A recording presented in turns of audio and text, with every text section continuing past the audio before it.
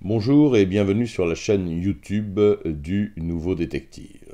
Aujourd'hui, pour la Minute Judiciaire, je vais vous parler de la mort tragique de Valentin, un étudiant inscrit à la faculté de Saint-Denis, Paris 8. Il était en licence d'histoire et il avait 21 ans.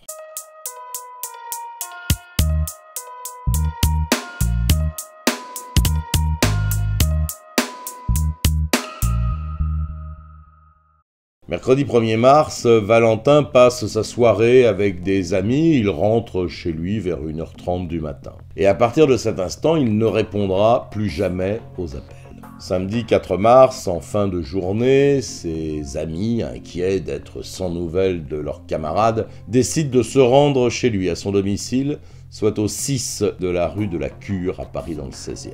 Ils parviennent à entrer dans l'immeuble et découvrent des traces de sang sur la poignée de porte de la chambre de Valentin. Les pompiers sont appelés, puis la police arrive rapidement sur place. Ils ouvrent la porte et découvrent le corps sans vie de l'étudiant, lardé de plusieurs coups de couteau. Valentin porte un caleçon et un t-shirt. Dans la petite chambre, il règne un important désordre. La porte de la douche a été arrachée, déposée sur le lit. Il y a du sang partout.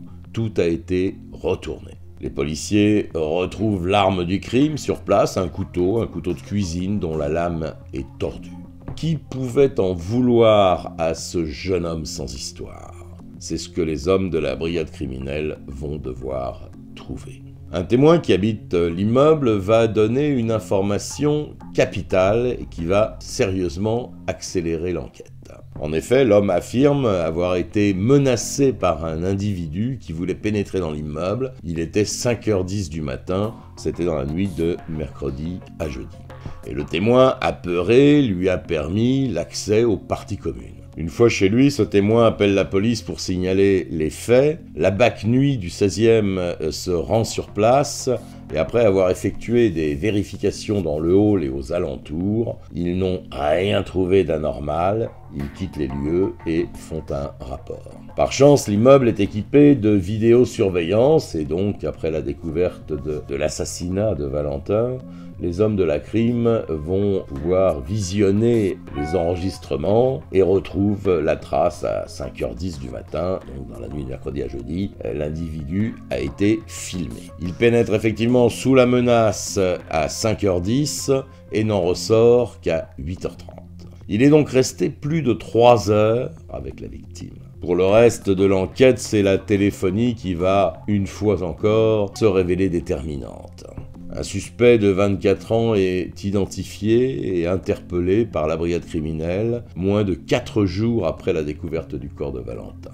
Il s'agit d'une relation de Valentin, un ami selon une source judiciaire. Un certain nombre d'indices concordent pour considérer que la PJ parisienne tient le tueur, la vidéo, la téléphonie, les empreintes, l'ADN sur la scène de crime, sans oublier des vêtements imbibés de sang que portait l'individu cette nuit-là. Ces éléments ont été découverts lors de la perquisition à son domicile parisien. Reste le mobile. Le suspect donne des explications un peu confuses, il en ressort une forme de jalousie, sans pour autant affirmer qu'il y avait une relation entre eux. En effet, rien ne permet de le dire. Alors que s'est-il passé dans la tête sans doute un peu dérangée de ce suspect? Au fil des auditions, les policiers constatent que les propos de l'individu sont de plus en plus confus. L'homme connaissait la victime, ils étaient amis.